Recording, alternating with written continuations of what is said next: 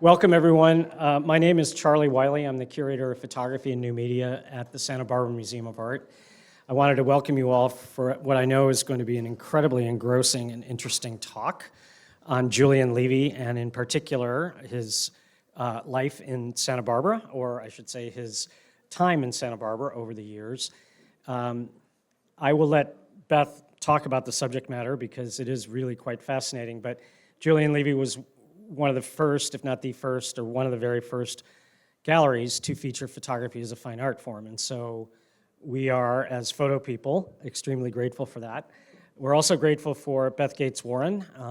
I have been asking Beth about this book for the last 5 years, perhaps, and wondering when will it be done, when, you know, not in any pressing way, but you will see the fruits of her labor outside on the table, which is this massive 4-volume set of books that will remain the definitive account of Julien Levy and his gallery. But not only that, major essays on major artists, including someone like Marcel Duchamp, and Levy's relationship to this very famous artist who very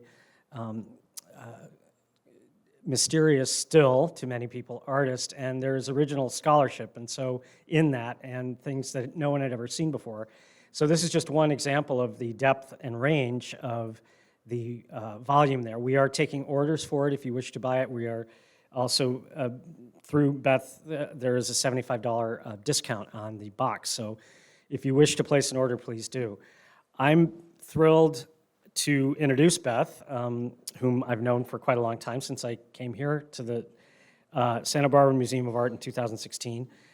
She's a prominent scholar and consultant in the field of fine art photography. She holds a bachelor degree from the Medill School of Journalism at Northwestern, as well as a master's degree in art history from the same institution. And I was born in Evanston, so that was another nice connection. Go Wildcats. In 1975, she joined Sotheby's, LA, auction house, and in 1980, she transferred to their New York City headquarters. And in 1985, she was made director of the photographs department. So she knows a little bit about photographs. She subsequently became an independent appraiser, collections consultant, and author of 3 books about photographer Edward Weston. And in 2003, we had a marvelous exhibition here about Margareta Mather and Edward Weston with a marvelous catalog as well. And additionally, she has lectured and taught classes at such institutions as the New School, the International Center of Photography, NYU, Baltimore, Philadelphia, and the Phillips Museum of Art in DC. The Phillips Collection in DC. I have to say that this really is, for me, a wonderful two-parter. She gave Photo Futures, which is our support group for photographs, and if you want to join, please see me after. It is a marvelous group that supports photographs here and new media here at the Santa Barbara Museum of Art, and she treated us to a wonderful exposition on how Levy was instrumental in establishing or trying to establish photography as a fine art form. Tonight, what is really great is that she has tailored her talk just for this audience on Julien Levy's connections with Santa Barbara. And I know it'll be absolutely fascinating. And I know many in the audience actually knew him and had experiences with him. So that makes it even richer and more fantastic a context to hear Beth. My privilege to welcome Beth Gates Warren.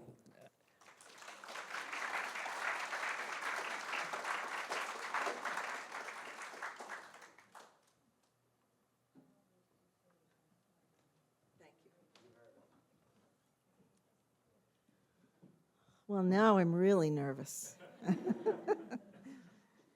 Hello, everyone. It's so nice to see familiar faces out there. I want to thank Charlie, first of all. He's just been an incredibly generous colleague and friend. And he did actually press me a little bit. Every year, we would talk it over, and I would say, no, I'm not done writing yet. And then last summer, we had a lunch, and I said, guess what? I finished.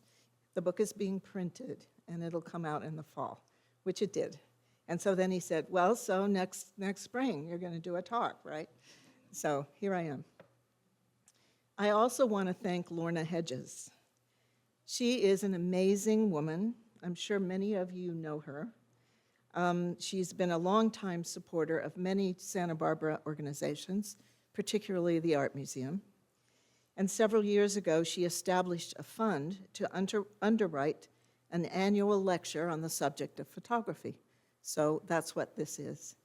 Lorna is 97 years young, still going strong, and I think she might be here tonight. No? Oh, yes. Wonderful. So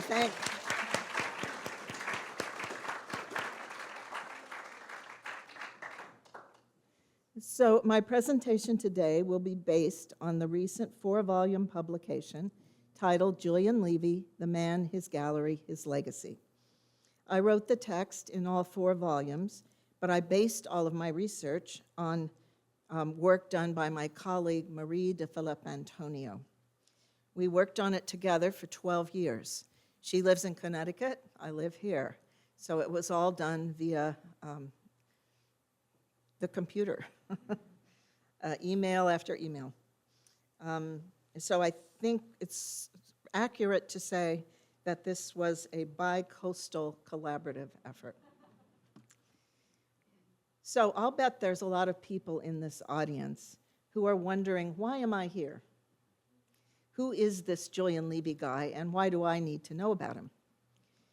Well, I'll also wager that just about everybody in this audience has, at one time or another, used the word surreal to describe something or some event or some experience that was just so strange and absurd and abnormal.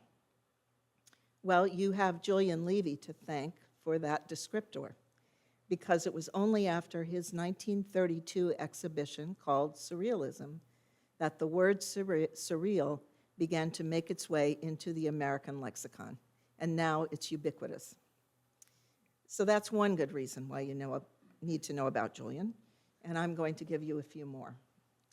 First, I want to tell you a little bit about Julien's early life and why he decided to open an art gallery at the age of 25. I'm going to take you on a tour to show you a sampling of the artworks that he showed during his 18 years as a gallery owner in New York City. And I'm going to tell you how Julien was an alcoholic and how he finally beat that problem and began a whole second act as an author and teacher. And as we go along, I'm going to explain Julien Levy's many connections to our beautiful city of Santa Barbara. So here we go. Julien Levy was born in 1906 on the Upper East Side of Manhattan. A brother and sister soon joined him. Their father, Edgar, was a lawyer turned real estate developer, and their mother, Isabel, was a graduate of Barnard College. Both were from prominent Jewish families. When Julien turned 5, his parents enrolled him at the Ethical Culture School on Central Park West, an institution that offered an experimental, progressive, ethics-based education.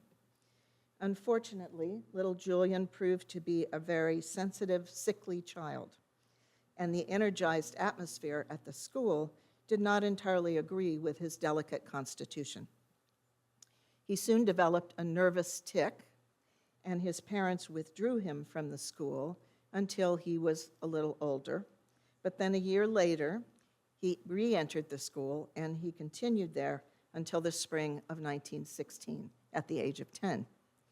As a point of interest, at the same time Julien was enrolled at the Ethical Culture School, so was J. Robert Oppenheimer. In 1915, the Levys had purchased a country home on a 5-acre property in nearby Scarsdale.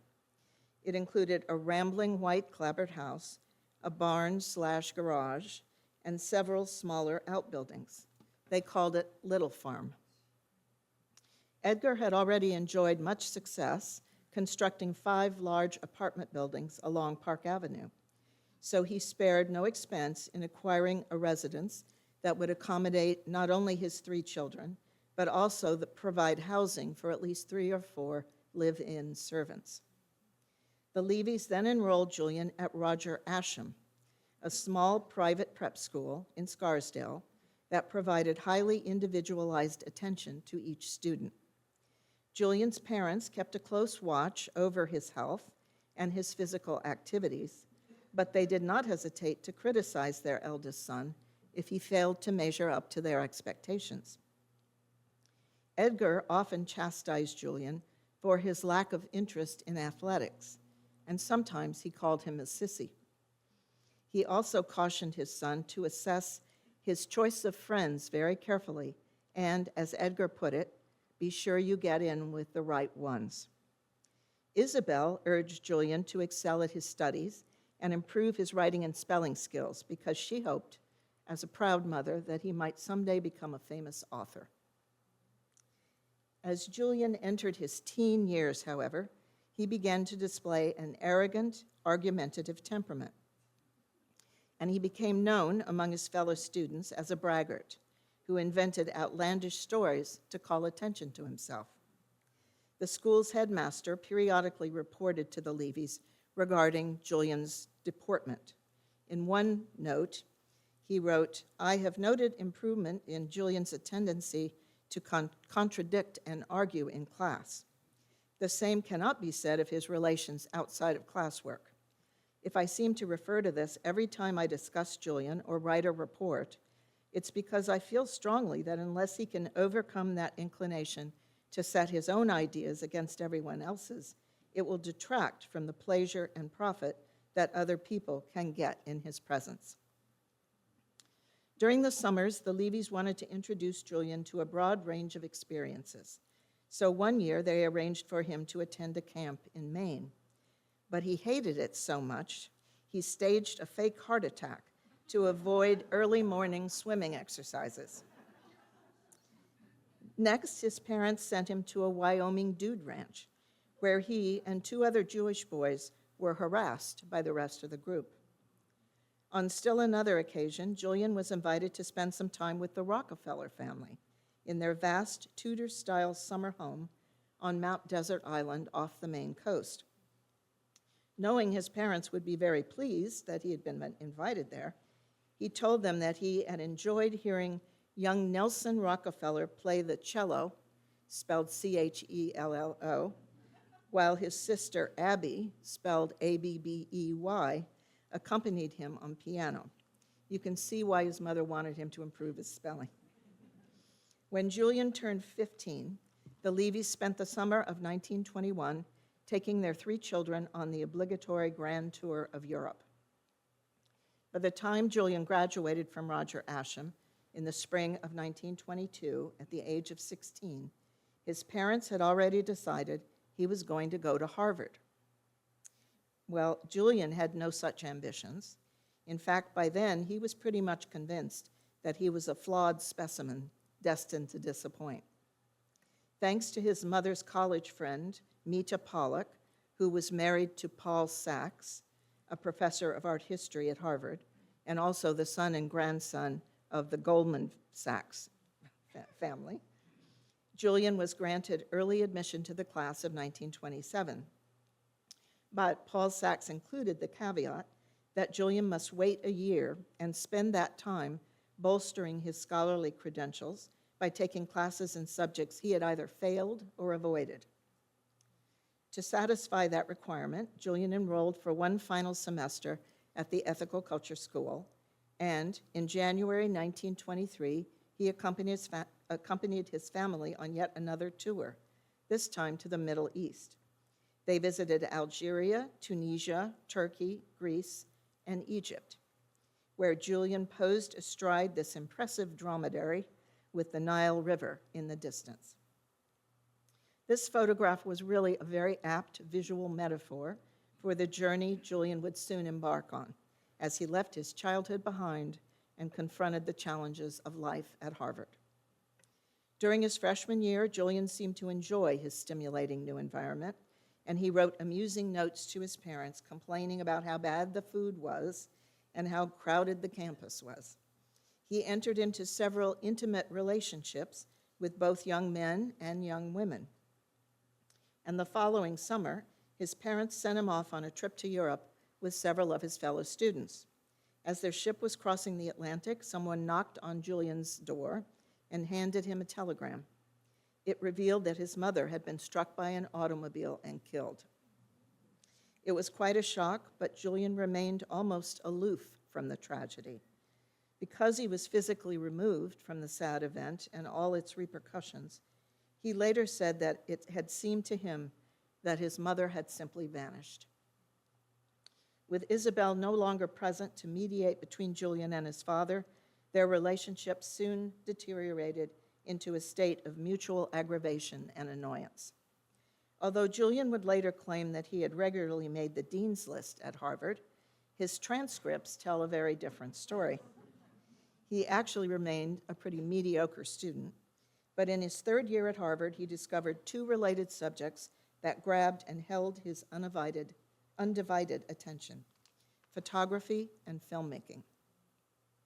He began spending all his time working on an independent study to determine how lighting effects in films and photographs could influence an observer's reactions and attitudes. He devoted so much time to this that he neglected his other courses, and realizing that he would never be able to pass his final exams that year, he decided to drop out of school in March of his junior year. Obviously, his father was displeased, angered, and frustrated by his son's hasty decision. He tried his best to convince Julien to stay in school, to no avail. Julien then spent the rest of 1926 in New York City working as a gopher on a movie set in a film that starred Gloria Swanson. And he also set about equating himself with New York City's art world.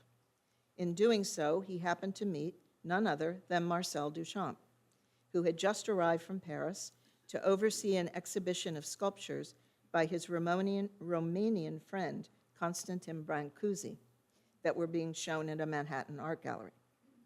Well, Julien proceeded to convince his father to buy one of the Brancusi sculptures for $1,000, thus proving himself to be a young man with taste and access to money, two attributes that met with Duchamp's approval.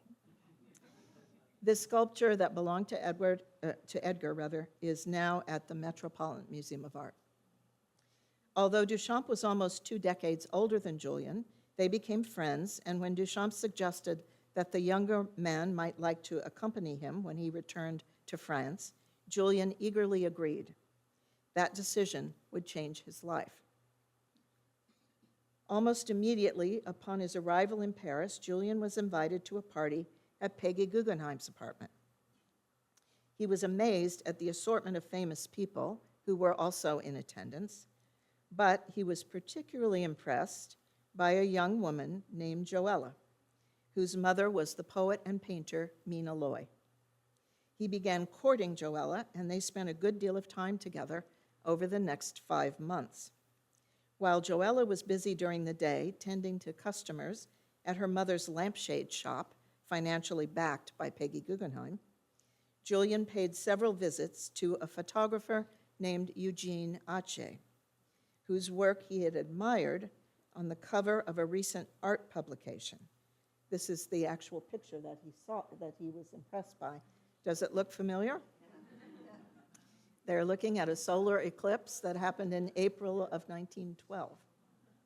And they don't have those glasses on.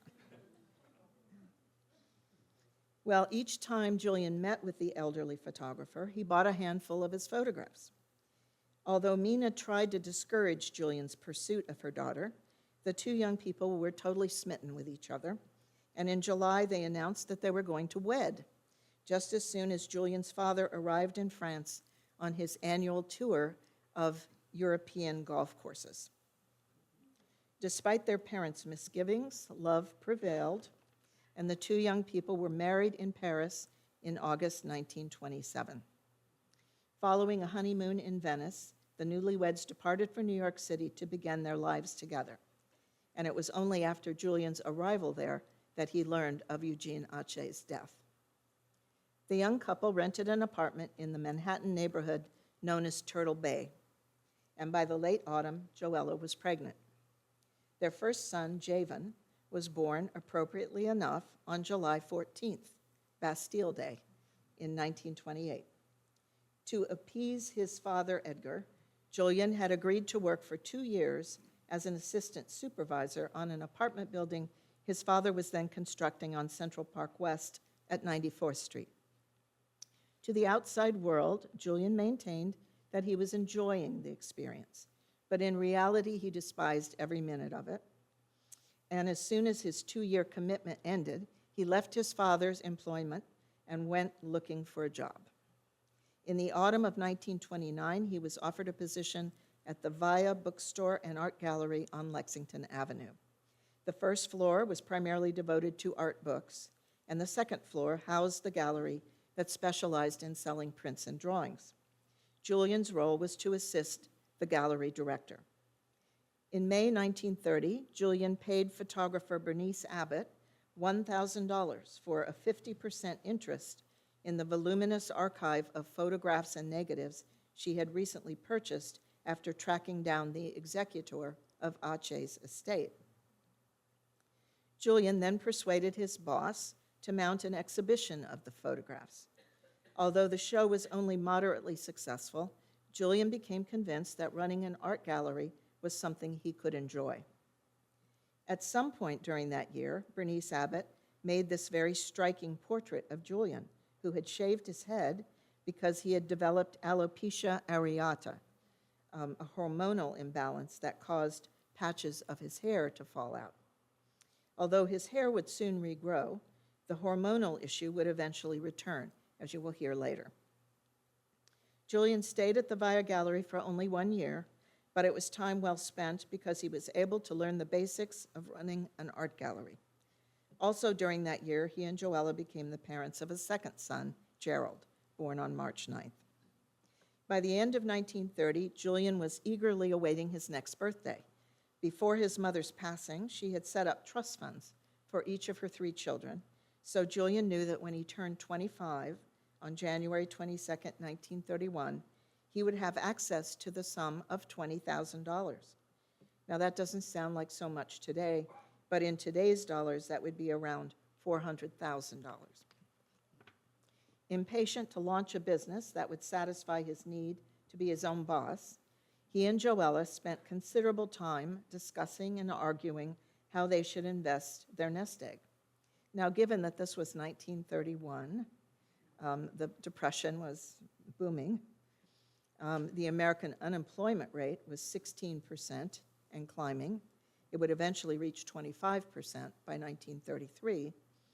No doubt outside observers questioned Julien and Joella's sanity when they announced they were going to open an art gallery and devote it to selling photographs as works of art.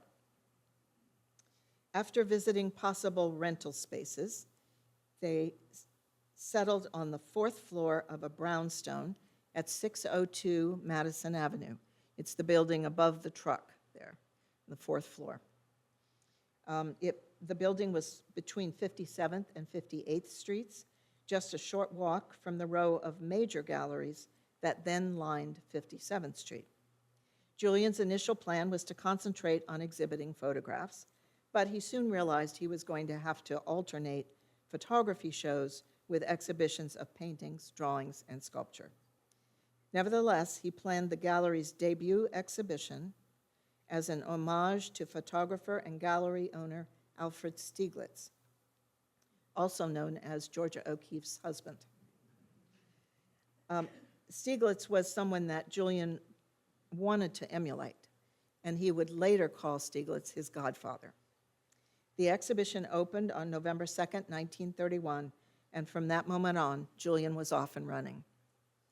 During the first year of its existence, among the gallery's offerings were a group of Aceh photographs, which included this image of a very young prostitute standing in front of a brothel in Versailles, a selection of photographic portraits by Man Ray, and Alexander Calder's first exhibition in America of his mobiles.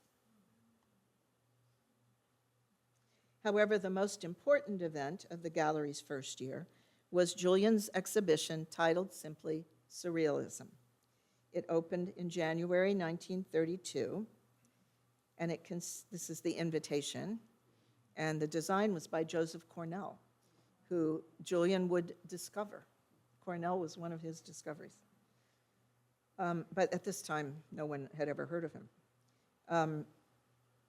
So the exhibition consisted of a representative sampling of works by many of the artists who had pledged allegiance to André Breton's 1924 Manifesto of Surrealism. Included was this now iconic painting by Salvador Dalí titled The Persistence of Memory. Julien had paid Dalí's Paris dealer around $175 for the painting, and that included export taxes and a frame. It's now priceless. It's at the Museum of Modern Art, where it is one of the museum's most visited and discussed works of art. If you haven't ever seen The Persistence of Memory in person, you might not realize that this very famous painting, which you can see everywhere else, is only 9 by 13 and a half inches. At any rate, the Surrealism show launched Julien's reputation as a provocateur, someone who was willing to shake things up in the staid American art world. And his good looks, coupled with Joella's European charm, made them the perfect purveyors of this intriguing new mode of expression called Surrealism. During the gallery's second season, Julien showed an exhibition of photographs by Lee Miller. The former fashion model had only recently returned to New York City after spending 3 years in Paris as Man Ray's apprentice and lover. But when Julien had made a solo trip to Paris earlier that year, he and Miller had embarked on a surreptitious affair, during which he promised her an exhibition. While Miller was visiting her exhibition at the Levy Gallery, she took this photograph of Julien and Joella standing in front of the gallery window that overlooked Madison Avenue. A few weeks later, Julien showed several of his mother-in-law, Mina Loy's, mystical blue paintings. This one, Teasing a Butterfly, just a few months ago, it was featured in the exhibition and in the companion catalog for the 2023 Mina Loy retrospective that opened at Bowdoin College last fall. In the autumn of 1933, Julien mounted photographer Henri Cartier-Bresson's first exhibition in the US. It included several of the photographer's amusing, accidental images, like this one. Julien also presented Salvador Dalí's first solo exhibition in the US that autumn. It created an absolute sensation. New Yorkers could not get enough of Dalí and his strange, perverse, provocative paintings. Julien immediately began planning Dalí's next show, which he anticipated would be even a bigger hit.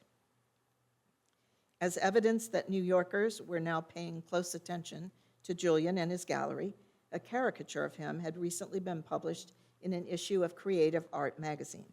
Although it was not a very flattering portrait, it was proof that he was now one of the art world's VIPs.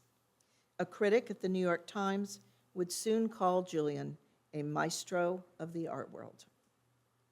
In January 34, Julien showed the work of architect Emilio Terry, an architect whose unusual designs were dismissed as weird concoctions by one critic, while another critic called them very alluring.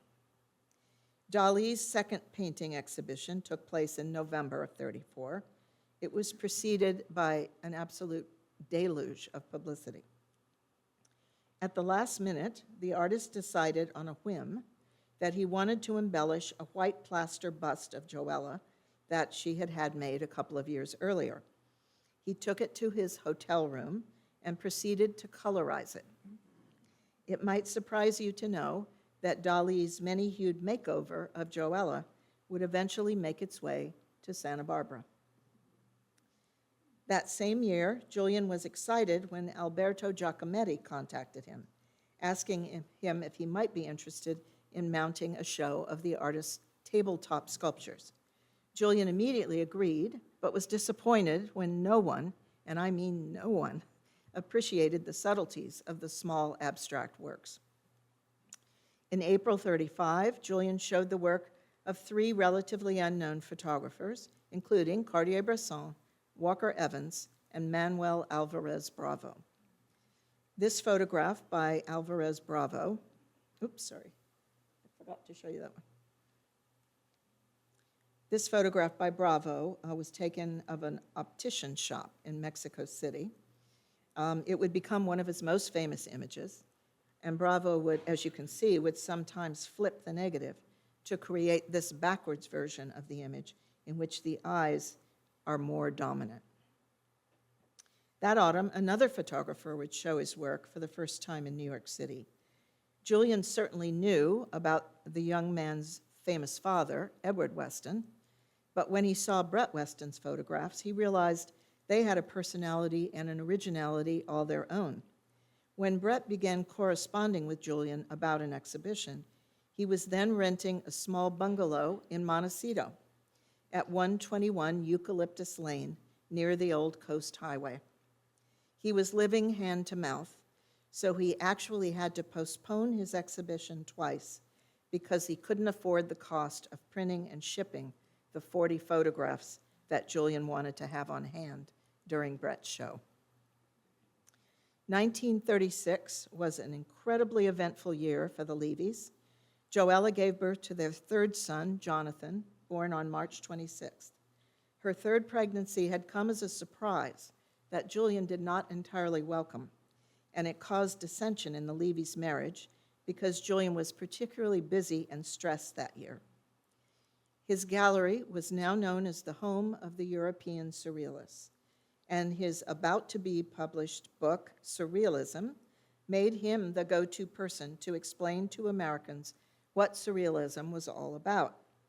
A critic at the New York Sun told his readers, "Mr. Levy has been interested in Surrealism from the moment it was first heard of, and more than any other individual in New York, he is responsible for the present excitement over the subject." In his book, Julien repeated and translated André Breton's rather obtuse definition, but he clarified it by simply describing Surrealism as a particular point of view that could be applied to works of art in all mediums. Indeed, a tidal wave of Surrealism was about to inundate all of New York City. The Museum of Modern Art had announced the exhibition Fantastic Art, Dada Surrealism, that was going to open in December of 1936, and Julien had secured a stellar lineup of exhibitions to begin his autumn season leading up to the MoMA show. This autumn season included shows of recent paintings by Giorgio de Chirico, Max Ernst, Leonore Fini, and René Magritte. Now, I'm sure you've all seen some version of this painting. There are several in different sizes and slightly different formats. But you can always tell the one that was shown at Julien Levy's because the writing on the painting is in English. Magritte did that because he made a living as a graphic designer, so he knew how to get his message across to Americans who were not known for being fluent in French.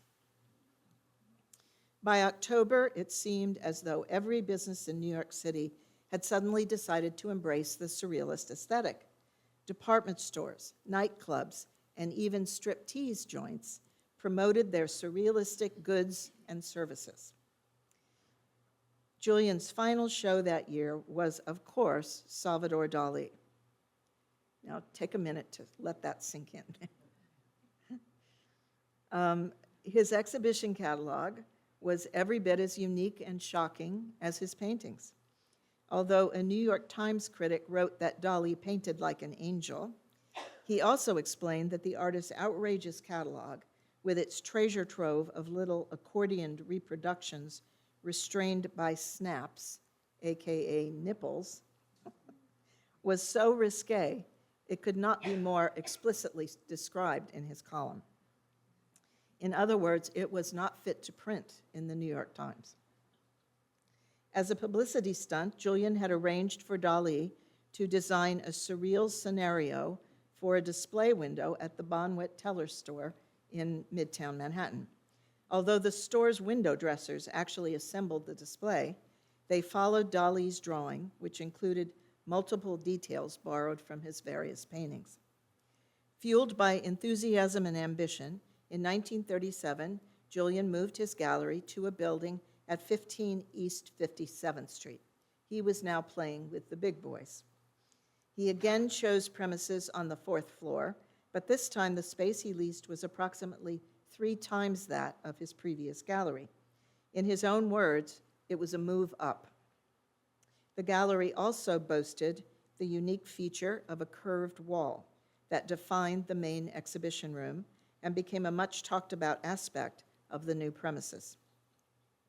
To celebrate his move, Julien displayed a selection of various works by the artists he had represented thus far in his career. Although he was very pleased with his new gallery, he was also very distracted because he was in the midst of parting from his wife, Joella. During his most recent solo trip to Paris, he had met an American woman who was studying painting there, and he had begun an affair with her. Joella suspected that her husband had dallied with other women during his annual, conveniently solo trips to Paris, indiscretions that she had done her best to ignore. But when she learned about his most recent fling, she finally lost all patience with her inconstant husband. She would soon file for a separation and eventually for a divorce. Julien's latest obsession was with Muriel Streeter, a beautiful young woman born and raised in New Jersey. She would later be portrayed by painter Dorothea Tanning as the woman who got into Julien's head and absorbed all his attention. Following the opening of his new gallery, Julien's next exhibition was a showing of portraits by Pavel Chelachev, a Russian artist who had first exhibited with Levy back in 1933. Chelachev was now living in New York City with his current lover, the artist and writer Charles Henry Ford. He portrayed Charles' beautiful sister Ruth, then an ingenue actress, wrapped in a white Moroccan jalaba and surrounded by 8 disembodied hands making strange gestures. In fact, the hands were spelling out her name in sign language, Ruth Ford. As a personal aside, in their later years, both Charles and his sister lived in the famous Dakota apartment building on Manhattan's Upper West Side. And it was there that Charles would occasionally invite me to join him for tea and conversation. As you might imagine, he was quite a colorful character, and I very much enjoyed knowing him. Immediately following Chelachev's, Immediately following Chelachev's exhibition, Julien showed this mural-sized painting by Peter Blum, in which he depicted the past, present, and possible future of Rome. Included in the scene was the hideous, threatening head of Mussolini, hovering over the eternal city like a jack-in-the-box gone berserk. The topic of fascism was very much in the air at the time, and so although Julien tried to interest a buyer, the painting was deemed too political and too propagandistic, so he had no success selling it. However, 6 years later, in 1943, Blum would sell his painting to the Museum of Modern Art just as Allied forces were about to invade Italy and capture Mussolini. By then, times had certainly changed, and Blum's warning about the fascist leader's intentions suddenly seemed profoundly prophetic. Occasionally, Julien enjoyed adding a touch of humor to his exhibitions. This 1938 newspaper article reported on a show billed as a solo exhibition of surrealist paintings by Gracie Allen, the radio star and ingenuous foil for her husband, comedian George Burns. However, the exhibition was actually a fundraiser for Chinese refugees fleeing the recent invasion of Japanese soldiers. The press found Gracie's mixed metaphors and non sequiturs quite amusing, especially when it was revealed that Gracie's so-called masterpieces had actually been painted by a very broke Hollywood artist who had been paid $5 a painting by a clever publicity agent. After viewing Peter Bloom's mural-sized canvas, Chelyshev decided to do him one better and create an even larger painting. In the fall of 1938, Julien displayed Chelyshev's Phenomena, a 7 by 9 foot, highly detailed, nightmarish scene into which the artist poured all the venom he could muster. His savage portrayal of mankind at its worst thoroughly shocked the public, and the critics were scathing in their assessments of Chelyshev's ghastly worldview. Of course, out of sheer curiosity, so many people stopped by to see it, that Julien, embracing the truism that bad publicity is still publicity, decided to extend the show for another week. He then made room for a group of paintings by a young woman whose work was also unlike anything New Yorkers had previously seen. That young woman was Frida Kahlo. She exhibited 25 paintings, and Julien succeeded in selling a half dozen of them during the exhibition. This little gem was her first self-portrait, made with one of her spider monkeys who lived in the garden of her home in Mexico City, the place we now know as Casa Azul. The painting is now at the Museum of Modern Art. Here's Kahlo in the Levy Gallery, standing in front of her two paintings, What the Water Gave Me and I with My Nurse. She actually stayed in New York City for 3 months, during which, I'll bet you've guessed it, Julien had an affair with her. This is one of a series of photographs he took of her, arranging her complicated coiffure. He was actually quite enthralled and impressed by her, and later he would describe her as, quote, a mythical creature, not of this world, proud and absolutely sure of herself, yet terribly soft and manly as an orchid. Although it's difficult to believe, given Kahlo's fame today, Julien's show was her only solo exhibition in the United States during her lifetime. Frida and Julien would carry on a correspondence for another 10 years. Their letters, which were always playful and affectionate, have been published in this book for the first time. And believe me, they make for fascinating reading. In February 1939, Julien opened Eugene Berman's 4th solo exhibition at the gallery. This time, his showing included a mural he had designed for the house of, if you can read it, Wright-Lettington, here in Santa Barbara. As you know, Wright-Lettington was one of the founders of this museum. Berman had recently relocated from Paris to the US, and Julien had helped him obtain 2 important wall commissions. One from collector and future MoMA curator James Thrall Sobey for his home in Connecticut, and the other for Lettington, who then lived on Sycamore Canyon in a grand house that is still there, although it has been substantially altered over the years. In March 1939, Salvador Dalí returned for his next exhibition. This time, he had agreed to personally create scenarios in the display windows that flanked Bonwit Teller's Fifth Avenue entrance. On March 15th, as soon as the store closed, Dalí went to work. He spent the entire night perfecting his designs, after which he left to go to his hotel and have a rest. When the store opened the following morning, customers were stunned. In one window, a nude mannequin was shown stepping into a bathtub, and in the other, a nude mannequin reclined on a bed of what appeared to be glowing coals. Complaints were lodged, as you might imagine, and the store management decided it would be wise to replace Dalí's naked mannequins with clothed ones. When Dalí returned that afternoon and saw that his scenarios had been altered, he went into a rampage. In attempting to reposition the bathtub, he gave it a shove, lost his grip and his balance, and he and the bathtub smashed through the display window, showering shards of glass onto nearby shoppers on Fifth Avenue. Miraculously, neither Dalí nor passersby were actually injured, but his escapade became the talk of the town. While it's doubtful that Julien had anything to do with that little episode, He seemed just as surprised as everyone else. He was certainly pleased by the publicity that followed. Another tidbit of information, the Bonwit Teller flagship building at Fifth Avenue and West 56th Street was purchased in 1979 and hurriedly demolished before there could be many objections. It was then replaced by Trump Tower.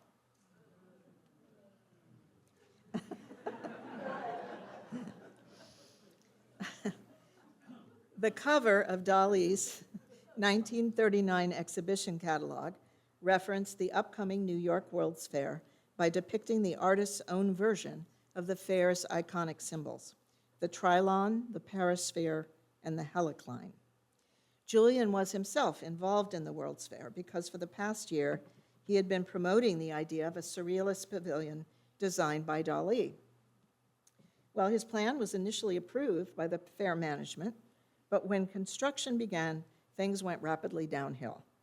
Dalí picked a fight with the syndicate that was overseeing the project, and then he abruptly left for Europe. The people who took over after Dalí's sudden departure turned the pavilion into a kind of burlesque show, complete with bare-breasted women engaged in underwater acrobatics. I can't believe that this was actually at the World's Fair. The structure had different names along the way, but the final version was called The Dream of Venus. It was certainly not the sophisticated artist-centric attraction Julien had envisioned. In December 1939, Julien showed several of Joseph Cornell's highly detailed and curious shadow boxes. This was the announcement for the show, designed by Cornell. One of the shadow boxes was a tribute to actress Greta Garbo. Surrounding the central image of Garbo were 8 small boxes, each one containing a photograph of the actress that was framed to resemble a 19th century daguerreotype, like the one Cornell is holding in his left hand in the photograph. Around the same time, Cornell also made a portrait of Julien Levy using mirrored glass shards, skipped ahead one, mirrored glass shards, black sands, a photograph, and a photomechanical image, combined in a velvet-covered frame that also resembled a daguerreotype.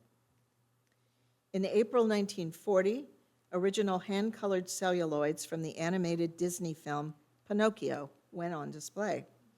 One of the most impressive depicted the diminutive crooner, Jiminy Cricket. That was followed by Wolfgang Paulin's latest creations that looked like nothing more than abstract splashes of colored ink. Although seemingly unimportant at first glance, New York City's young painters came to regard Paulin's abstractions as the opening salvo in the battle to invent the next important art movement of the 20th century.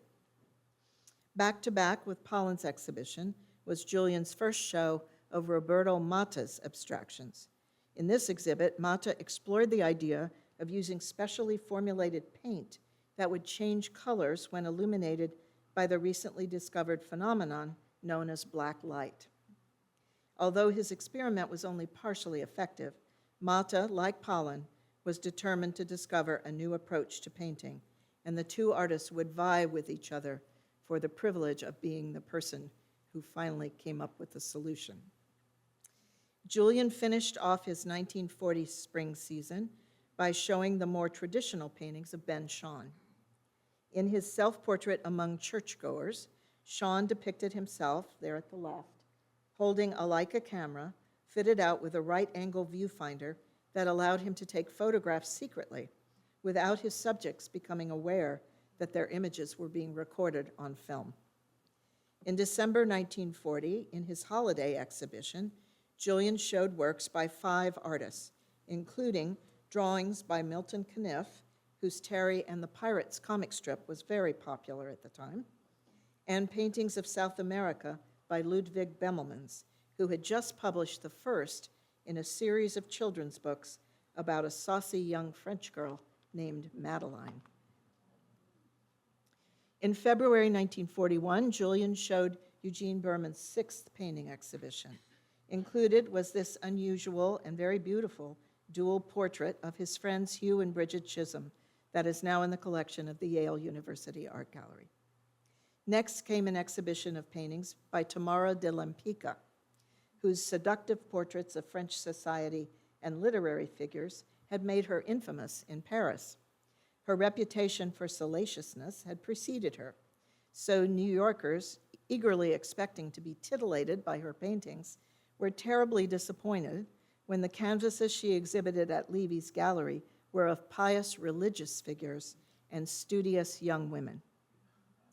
Although the critics endlessly admired her technique, one reviewer was particularly amused by her portrait of a peasant woman with meticulously manicured fingernails. Her exhibition was attended by a quizzical public and several fellow artists, including Salvador Dalí, who was back in town. De Lempicka and her wealthy Austrian husband were very pleased with Julien's efforts on her behalf, and they offered to underwrite a trip to California for Julien if he would mount exhibitions of her paintings in San Francisco and Los Angeles. The proposed trip came at a moment when the future of Julien's gallery was very much in doubt due to the poor economy caused by the increasingly dire situation in Europe and the fear that America might soon join the war effort. The trip also offered Julien a convenient way to escape his immediate problems, including negotiating the final arrangements for his divorce from Joella. He took full advantage of the opportunity to escape his responsibilities by temporarily closing his New York City gallery and taking a traveling caravan of paintings to San Francisco and Los Angeles.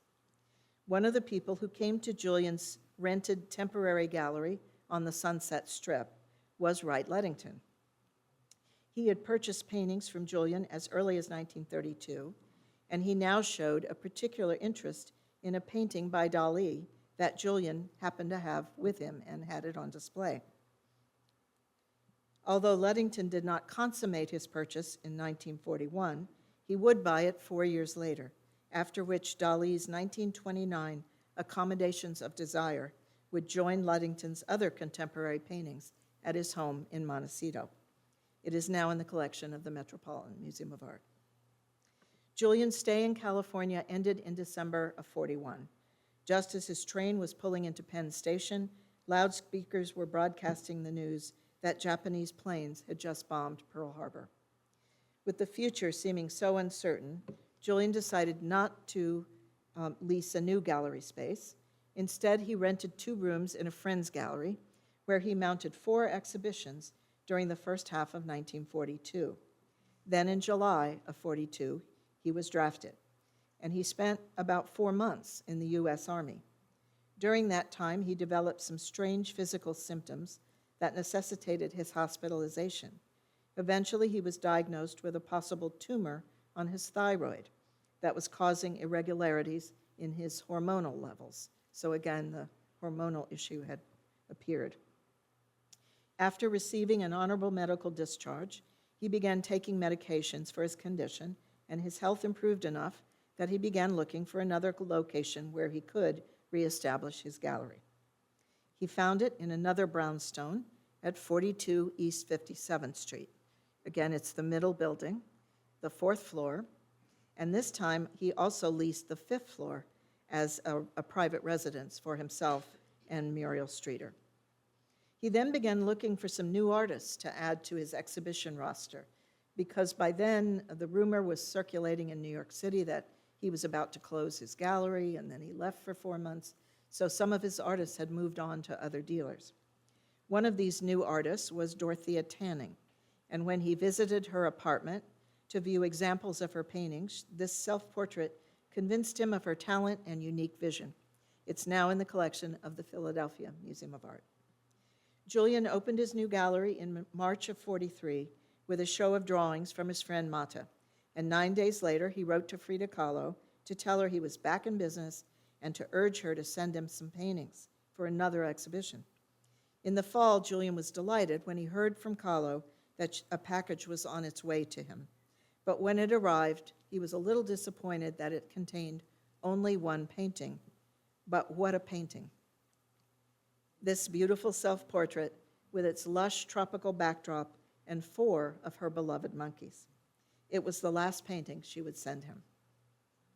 Over the next 9 months, Julien held 7 exhibitions, including this show of mobiles by Xenia Cage, the estranged wife of avant-garde composer John Cage. Her diaphanous mobiles were created from strips of wood and sheets of rice paper. Julien described them as resembling the marriage of a kite and a canoe.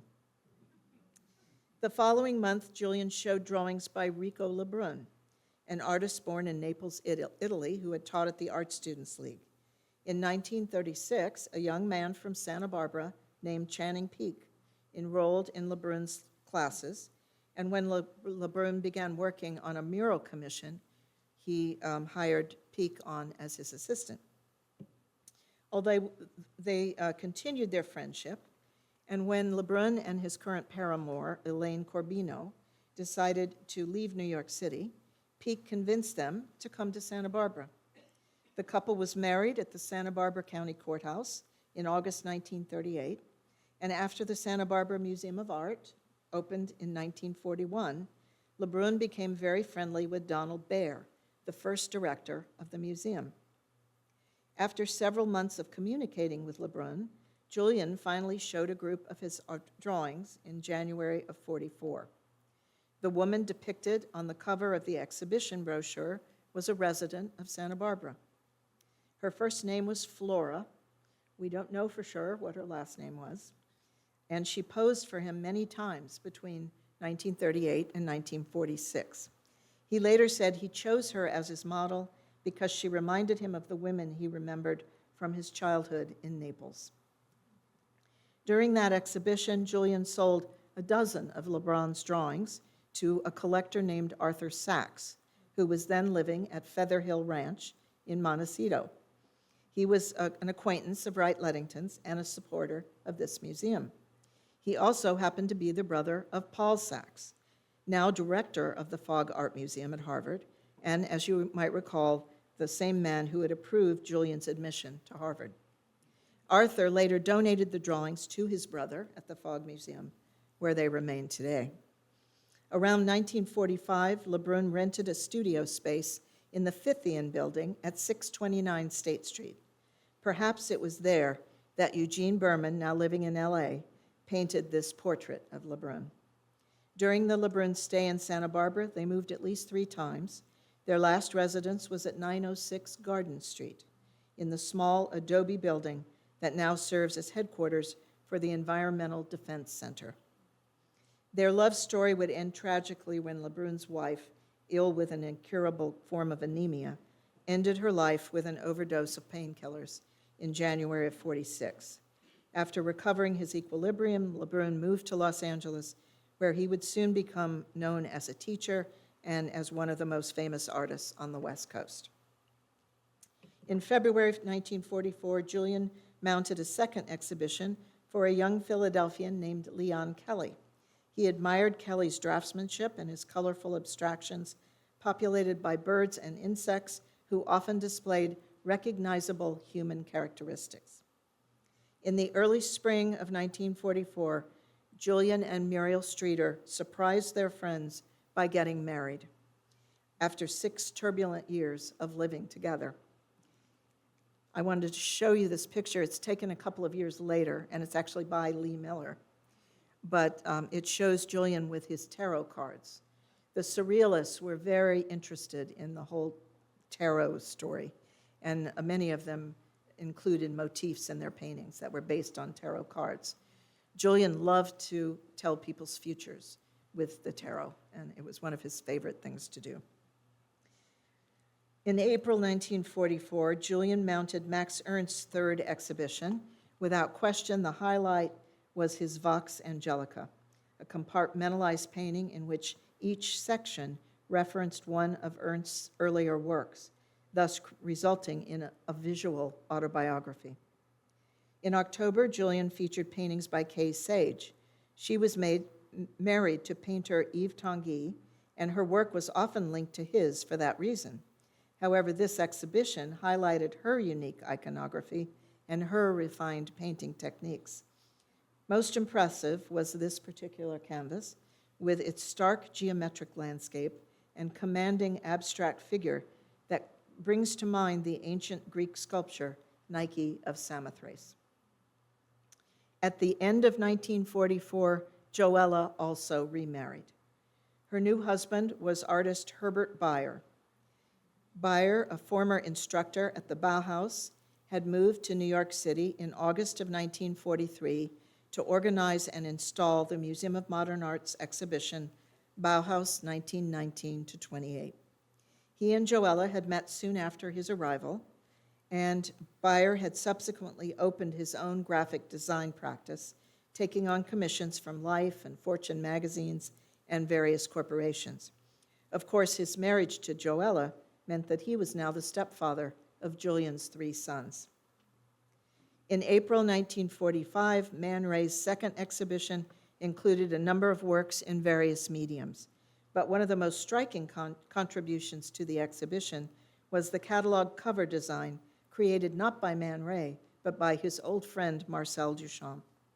Using the combination of a tiny frame clipped from a strip of an early silent movie film, hand-applied enhancements, multiple enlargements, and a screen that produced Ben-Day dots, Duchamp created a kind of abstract Rorschach-like image, many steps removed from the original source. Julien also gave painter Arshile Gorky an exhibition in the spring of '45, but the reviews were decidedly mixed. Unfortunately, during the months that followed, the artist was diagnosed with colorectal cancer, and a fire destroyed many of the paintings he had stored in a little shack near his studio just outside of Sherman, Connecticut. Knowing that Gorky had medical bills to pay and a family to support, Julien gave him a second show in the spring of '46, even though it consisted of only a dozen paintings. It did nothing to help Gorky's reputation, however.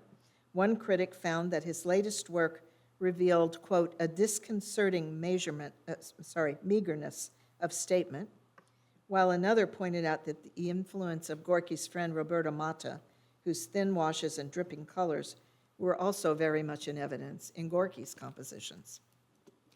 Later that same year, Julien introduced a young painter named Howard Warshaw. A native New Yorker who idolized Julien, Warshaw was thrilled by the opportunity. He would later be mentored, he'd be moved to Los Angeles, be mentored by Rico Lebrun, teach classes at the Jepson Art Institute in LA, and become a professor at the University of California in Santa Barbara. Perhaps his name is familiar to you, anyone who's gone into the Santa Barbara Public Library, because in the lobby of the library there's a huge painting on the wall. It depicts scenes from the exploits of Don Quixote, and the right half was painted by Howard Warshaw, and the left half was painted by Channing Peake, Lebrun's friend. In November '46, Julien showed this work by Leonid Berman, Eugene's brother, whom he had represented since '35. Leonid's popular paintings typically showed places where the sea meets the land, but this one was a particularly interesting and atypical one because it depicted the mysterious megalithic standing stones of Karnak near the south coast of Brittany. 1 month later, this canvas, titled The Sleeping Venus by Paul Delvaux, grabbed the public's attention because of its blatant eroticism and the disturbing nighttime setting.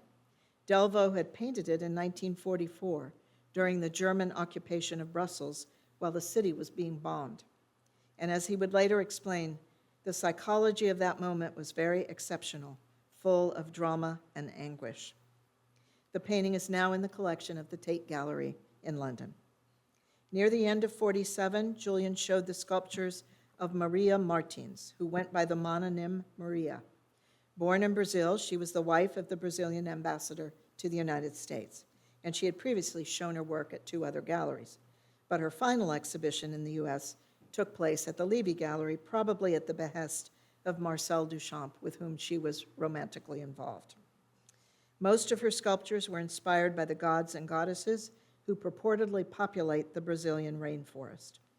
Maria also posed for a figure that Duchamp would later include in his final work of art, a startlingly graphic, 3-dimensional scenario that is now on view at the Philadelphia Museum of Art.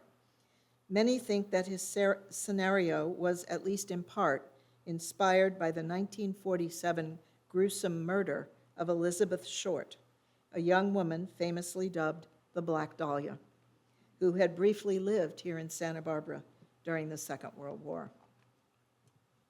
In February of '48, Julien mounted Arshile Gorky's third painting exhibition. He was now convinced that Gorky was on the verge of significant fame, and the show was a huge success. Critic Clement Greenberg, who Gorky had begun to view as his arch-nemesis, wrote a glowing review for the first time. One of the most memorable canvases was this painting called Agony, a composition painted in shades of red that seemed to exude pain and suffering. There was good reason for that. Despite his hard-won kudos from the critics, Gorky remained deeply troubled and ill. His marriage was falling apart because his violent outbursts had sent his wife into the arms of his friend, Roberto Mata. He had had surgery for his cancer, which caused the rearrangement of his bodily functions, so he was embarrassed by that, and he could tell that his strength was ebbing. Early in the summer of '48, in an attempt to distract the artist from his many problems, Julien invited Gorky to dinner at the country home he and Muriel had recently purchased in nearby Bridgewater, Connecticut. But when a powerful storm blew in, Gorky became frantic to leave. He was so insistent that Julien finally offered to drive him home, despite the inclement weather and the fact that Julien had been drinking. They set out for Sherman, about 10 miles away, but as they rounded a treacherous curve, Julien lost control of the car on the rain-slicked highway. The car skidded into a ditch and tipped over, landing on the driver's side. Both Julien and Gorky suffered broken collarbones, but Gorky also had 2 fractured vertebrae in his neck. He was hospitalized for 10 days and sent home with an immobilization collar that was horribly uncomfortable. Miserable, depressed, in pain, and fearing that he would never be able to paint again. On July 21st, 1948, Gorky hung himself. Julien felt terribly guilty about his role in the accident that had brought additional despair to the fragile artist. In November of '48, he prepared a memorial exhibition to honor Gorky, and 5 months later, he closed his gallery permanently. Gorky's suicide was not the only reason he decided to call it quits, however. His landlord had notified him of a substantial rent increase. His father had just requested the repayment of a loan he had extended to Julien several years earlier. The overwhelming popularity of abstract expressionism was finally starting to wear on Julien. It just wasn't as interesting to him.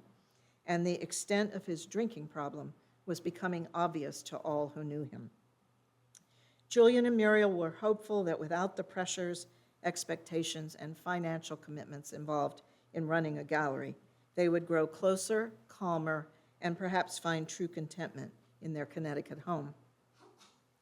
Just the opposite happened.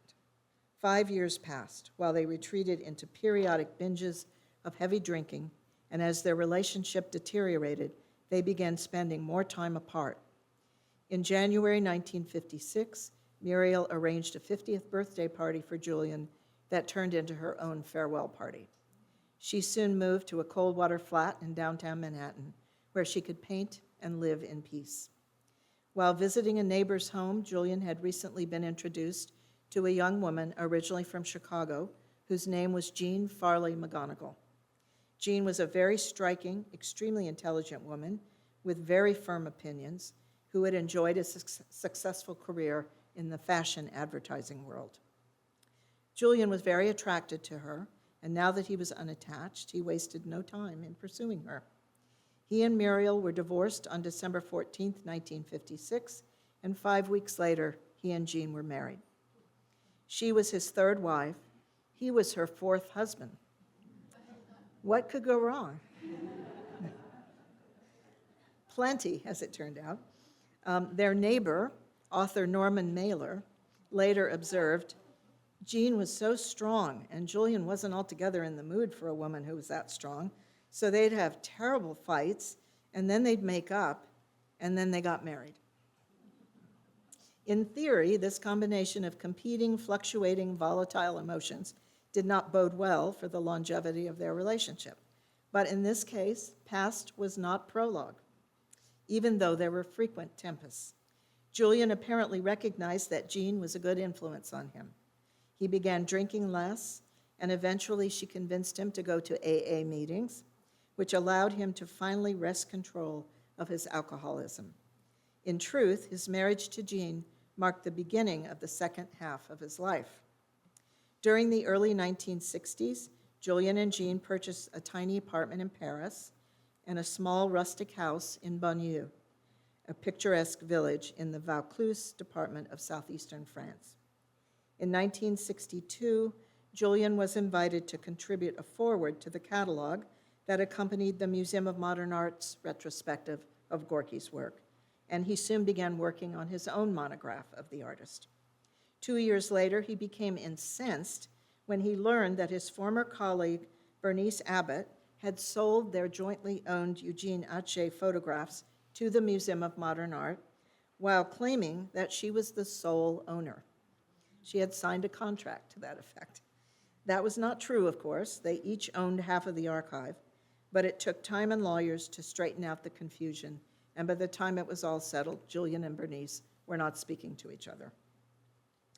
By then, Julien was busy writing introductions for various gallery catalogs. In fact, he was beginning to acquire a reputation as the old man of Surrealism. And in 1966, he participated in a rather surprising event that took place right here in Santa Barbara.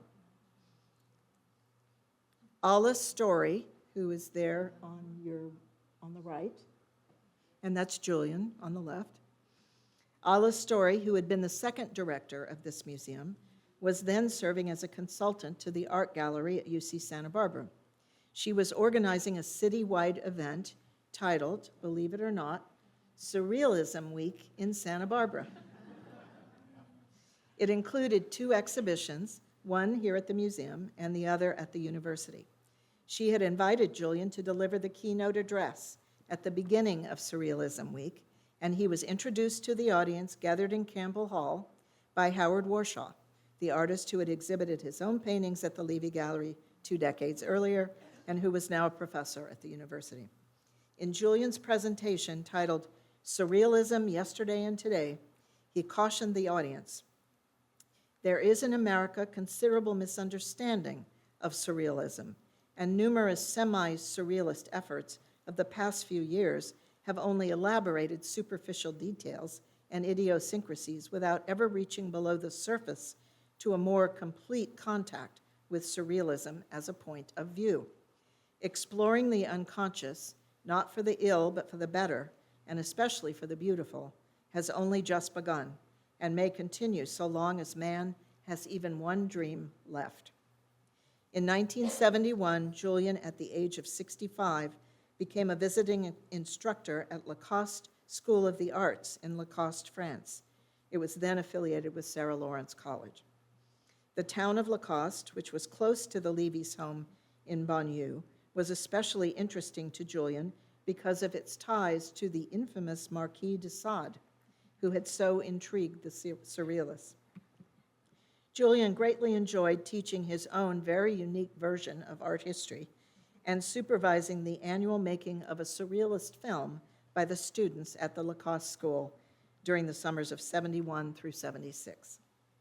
Another important event in Julien's life was the exhibition drawn from his collection of photographs that opened at the Art Institute of Chicago in December of 76. It was a landmark in the history of photography and confirmation of Julien's long-held belief that photographs made by camera artists should be displayed in museums as works of art. The following year, Julien's book, Memoir of an Art Gallery, was published to considerable acclaim. In it, he related many amusing anecdotes about the artists, art collectors, curators, and museum directors he had known over the years. A reprinted version is readily available in case you'd like to read it, and it is a rollicking good read. But I have to warn you that Julien's penchant for spinning an amusing yarn often won out over historical accuracy. During the late 70s, Julien's health began to fail, and he was intermittently hospitalized. After celebrating his 75th birthday on January 22nd, 1981, Julien died 2.5 weeks later. To those who knew Julien well, he was an imperfect but unforgettable human being who vigorously promoted the work of living artists in galleries that featured sleek white walls and clever display methods. Instead of the usual hushed exhibition openings, attended by a select few, his were lively parties, open to everyone. The catalogs he produced were often designed by the artists themselves, and they sometimes contained essays by noted authors or historians that were meant to educate the public. He showed the work of artists from more than 20 different countries. He mounted solo exhibitions for 19 photographers when no one else would. He gave 23 women solo shows at a time when they typically had to adopt masculine pen names if they wanted to sell their work. In short, he displayed all forms of art created by all sorts of people, and the range of their diverse accomplishments looms large within the art historical record. Of course, he also brought Surrealism to America, contributing a new adjective to our vocabulary and a new point of view to our aesthetics. Julien Levy was indeed a maestro of the art world. Several years after his death, his friend artist Dorothea Tanning penned the perfect eulogy for Julien and his gallery. She wrote, "Julien not only dwelt in New York, occupied New York, breathed New York, possessed New York, he was New York. Far stronger than the art dealer's temporal sponsorship of a new trend in painting was Julien's commitment to what he saw as an irresistible blueprint for psychic adventure. With his avid research, his translations from the French, and especially his own writings, he ranged himself on the side of ideas rather than that of commercialism, and thus was really only a part-time art dealer. Seeing this, it came not as a surprise, but simply as the end of something enchanting, heroic, and irreplaceable when the Julien Levy Gallery closed its doors." Now, I know that sounds like I'm finished, but I have one more thing to tell you. As I was preparing this talk, I realized I had to say something more about Joella. Remember her? Julien's first wife. Because in 1975, 6 years before Julien's death, Joella and Herbert Beyer moved here from Aspen, Colorado, where Herbert had helped transform a dilapidated mining town into an international destination. He was suffering from a weak heart, and the 8,000-foot altitude of Aspen was jeopardizing his health, so his doctors advised him to move closer to sea level, and they did that. For the next decade, the Beyers resided in a house on Middle Road in Montecito, where Herbert had a separate art studio.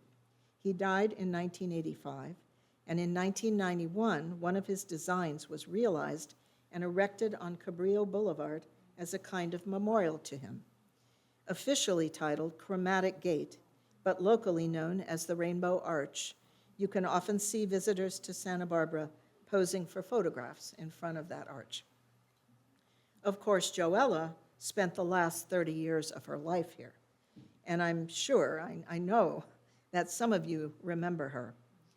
She enjoyed traveling on tours organized by the Santa Barbara Museum of Art Travel Department, headed by Shelley Reston, who is here in the back, by the way.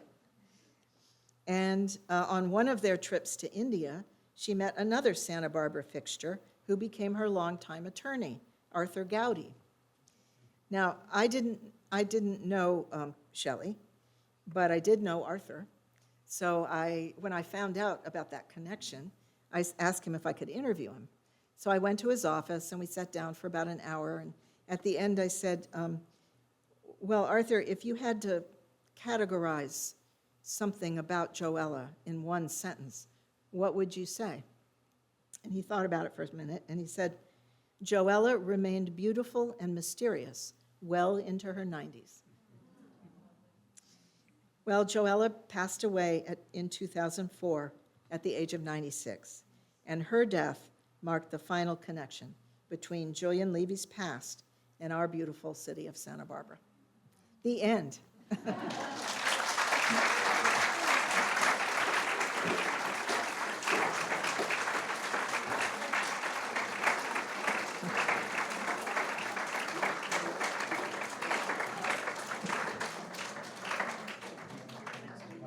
Sure. So we'll have a few moments for questions. But I learned so much, again, as a person who works here. It's an amazing story. Thank you. It was amazing, yeah.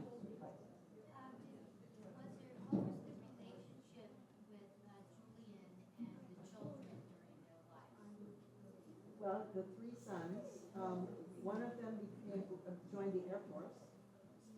Another one became a professor at, I think it was the University of Arizona, or Arizona State.